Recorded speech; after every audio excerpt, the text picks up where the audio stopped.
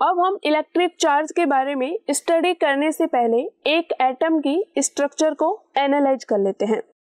हम जानते हैं कि किसी एटम में एक न्यूक्लियस होता है जिसमें न्यूट्रॉन्स और प्रोटॉन्स होते हैं और इस न्यूक्लियस के अराउंड इलेक्ट्रॉन्स रिवॉल्व करते हैं। हम ये भी जानते हैं कि इलेक्ट्रॉन पर इलेक्ट्रिक चार्ज होता है और प्रोटॉन पर भी इलेक्ट्रिक चार्ज होता है, परंतु न्यूट्रॉन्स इलेक्ट्रिकली न्यूट्रल होते हैं, यानी कि इन पर कोई इलेक्ट्रिकल चार्ज नहीं होता है। अब इलेक्ट्रॉन और प्रोटॉन पर जो इलेक्ट्रिक चार्ज होता है उसका मैग्नीट्यूड इक्वल होता है और इसकी वैल्यू होती है 1.6 इंटू 10⁻⁻19 C। C यहाँ पर डिनोट करता है कूलम को, जो कि चार्ज की SI यूनिट है। अब इलेक्ट्रॉन पर जो चार्ज होता है उसे हम नेगेटिव लेते हैं और प्रोटॉन पर चार्ज को हम पॉजिटिव लेते हैं, यानी कि इलेक्ट्रॉन पर चार्ज होगा माइनस का 1.6 इंटू 10⁻⁻19 कूलम और प्रोटॉन पर चार्ज होगा प्लस का 1.6 इंटू 10⁻⁻19 कूलम। हम ये भी जानते हैं कि किसी न्यूट्रल बॉडी में नंबर ऑफ इलेक्ट्रॉन्स और नंबर ऑफ प्रोटॉन्स इक्वल होते हैं। यदि हम सोडियम एटम का एग्जांपल लें तो इसमें नंबर ऑफ इलेक्ट्रॉन्स 11 है और नंबर ऑफ प्रोटॉन्स भी 11 ही है, यानी कि इसका जो नेट चार्ज होगा वो 0 होगा।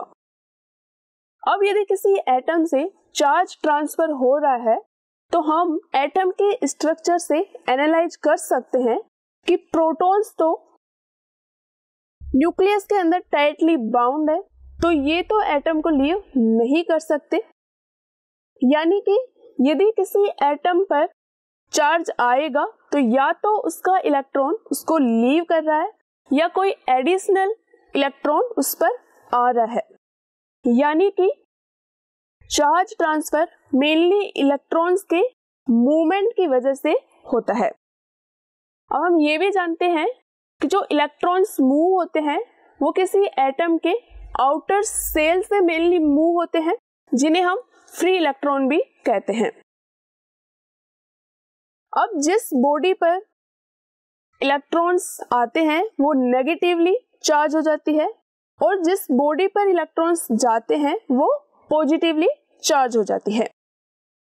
तो हम कह सकते हैं कि जो चार्जेज होते हैं वो 2 टाइप्स के होते हैं, पॉजिटिव चार्ज और नेगेटिव चार्ज। तो चलिए अब हम देखते हैं कि फ्रिक्शन के द्वारा हम किन्हीं ऑब्जेक्ट्स को कैसे चार्ज करते हैं। अब हम एक ग्लास रोड को सिल्क क्लॉथ से रब करते हैं तो ग्लास रोड्स के फ्री इलेक्ट्रॉन सिल्क क्लॉथ में ट्रांसफर हो जाते हैं, जिससे ग्लास रोड पॉजिटिवली चार्ज हो जाती है और सिल्क क्लॉथ उतने ही अमाउंट से नेगेटिवली चार्ज हो जाता है। अब यदि हम एक एबोनाइट रोड या प्लास्टिक रोड को कैट के फर्श से रब करें तो जो एबोनाइट रोड है वो नेगेटिवली चार्ज हो जाती है और फर उतने ही अमाउंट से पॉजिटिवली चार्ज हो जाता है। तो अभी हमने देखा कि फ्रिक्शन के द्वारा ऑब्जेक्ट्स को कैसे चार्ज किया जाता है। अब हम एक बैलून लेते हैं और एक स्वेटर लेते हैं जो कि न्यूट्रल हैं। अब यदि हम बैलून को स्वेटर से रब करते हैं तो हम देखते हैं कि बैलून नेगेटिवली चार्ज हो जाता है और स्वेटर पॉजिटिवली चार्ज हो जाता है, क्योंकि स्वेटर के फ्री इलेक्ट्रॉन्स इस बैलून पर ट्रांसफर हो जाते हैं। इस चार्ज ट्रांसफर के कारण हम देख सकते हैं कि बैलून ऑटोमेटिकली स्वेटर की ओर अट्रैक्ट होता है, यानी कि अनलाइक चार्जेज एक दूसरे को अट्रैक्ट करते हैं।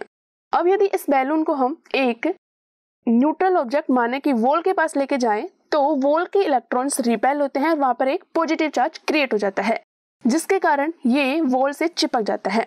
अब यदि हम 2 न्यूट्रल बैलून लें और एक न्यूट्रल स्वेटर लें और इन बैलून्स को स्वेटर से रब करें तो दोनों बैलून्स नेगेटिवली चार्ज हो जाते हैं, यानी कि दोनों लाइक चार्जेस रखते हैं और यदि इनको एक दूसरे के पास लाएं तो एक दूसरे को रिपेल करते हैं, यानी कि लाइक चार्जेस एक दूसरे को रिपेल करते हैं।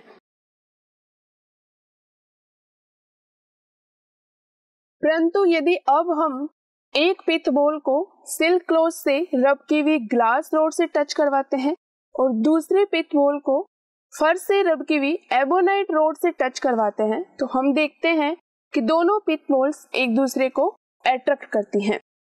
तो यहाँ से हम कह सकते हैं कि लाइक चार्जेज एक दूसरे को रिपेल करते हैं और अनलाइक चार्जेज एक दूसरे को अट्रैक्ट करते हैं। तो चलिए अब एक क्वेश्चन सॉल्व करते हैं।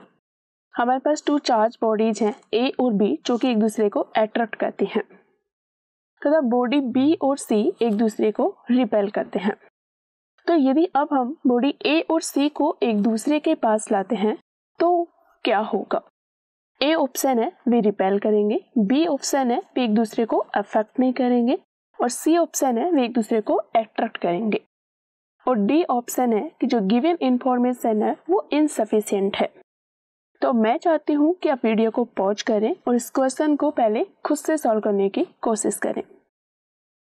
तो आपने ये क्वेश्चन सॉल्व कर लिया होगा, तो चलिए अब हम इसे देख लेते हैं।